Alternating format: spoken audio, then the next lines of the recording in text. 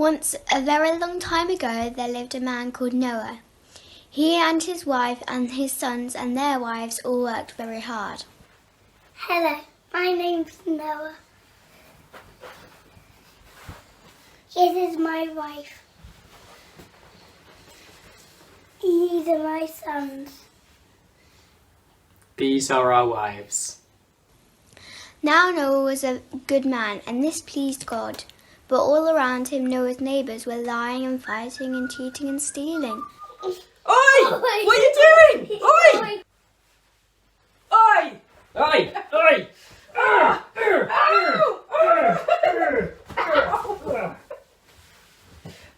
This made God sad.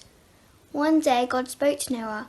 "I'm going to send you a great flood to wash the world away," he said, "but I will still save you because you are good." At first Noah was frightened. How could God save him from the waters of a great flood? Then God spoke to Noah again. He told him to build a ship called an ark. The ark must be 45 feet long, 75 feet wide, and 45 feet high, he said. Big enough for you and your wife, your 3 sons and their wives. Take with you also into the ark 2 of every living thing that creeps on the earth or flies in the air. Take a male and a female of every creature, large and small. Do as I say, and you will be saved. God told Noah many more things. Then Noah went to home to tell his family all that God said. Ooh!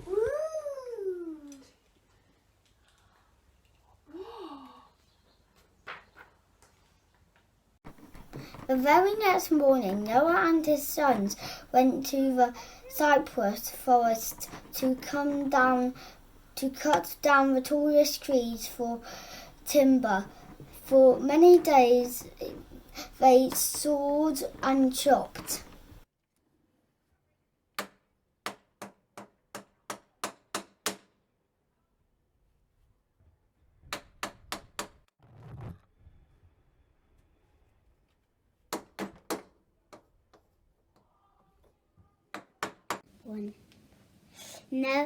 Noah and his wife, Noah and his sons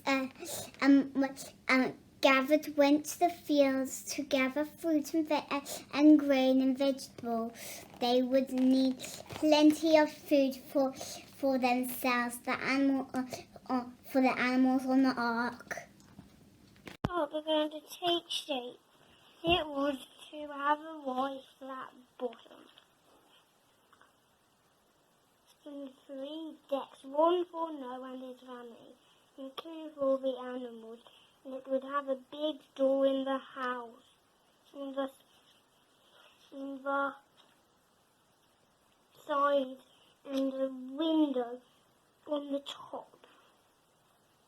Noah's sons filled all the crates with pitch, the black sticky tar that sailors wear to keep water out of their boats. Inside the ark, Noah and his sons built stalls for the animals. Their wives brought all the food aboard and stored it carefully. No one knew how long their stay aboard the ark would last. One day, great dark storm clouds appeared in the sky. "We must hurry and collect the animals," said Noah. "It will soon begin to rain." Look at the... Hurry! Look at the animals. It's soon to get to rain. So Noah and his wife and his sons and their wives went to the forest and fields and stables. They picked 2 of every kind of animal, a male and a female, large creatures and small. Noah and his family looked the forest, fields, and picked 2 of every animal. And bought big and small. To the snakes from their holes, spiders from their webs to the smallest Insects from there. dark insects from the dark, And carried them to the ark. Even the smallest to the biggest were to be. saved. Noah opened the door of the ark, and 2 by 2 the animals hurried in. When all had been done as God had ordered, Noah closed the door. Mrs. Noah, do we have all the animals? Yes, we've got the tallest giraffe to the tiniest ants. Okay, Noah, close the door.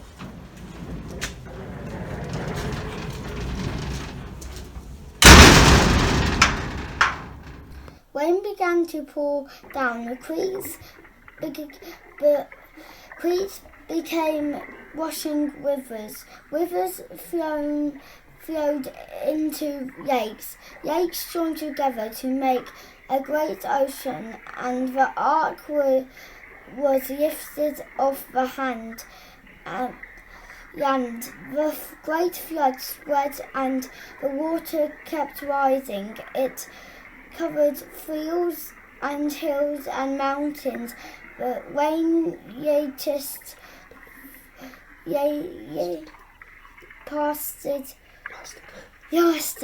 40 days and 40 nights, and water was covering everything.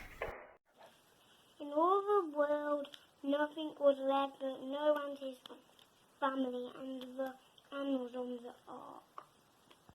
The ark was noisy and crowded.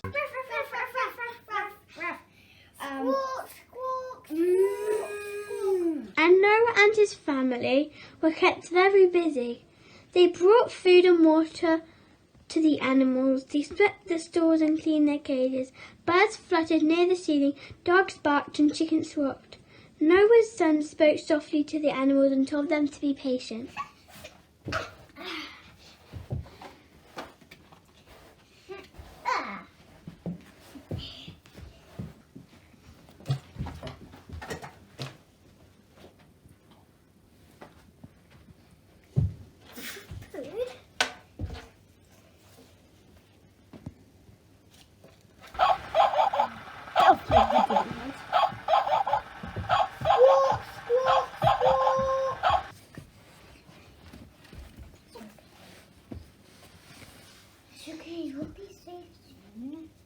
After 150 days of sailing, God remembered Noah.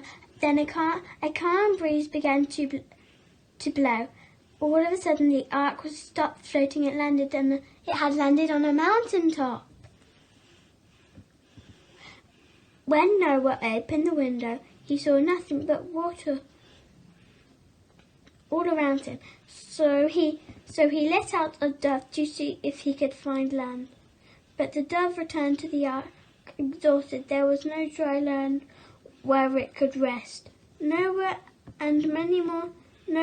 waited many more days, then he sent out the dove again. This time the dove flew back to Noah with a green olive branch in its beak. Somewhere there was a bit of dry land. Noah waited many more days. Slowly, the water began to dry up. When Noah sent out the dove again, it did not come back to the ark. It had found a place to rest on the dry land. At last, Noah opened the door of the ark and the animals began to leave. Mrs. Noah, I can't wait to get out this ark because then I can have a lovely long stretch. I can't wait either because these animals really stink. Okay, Noah, let's open that door.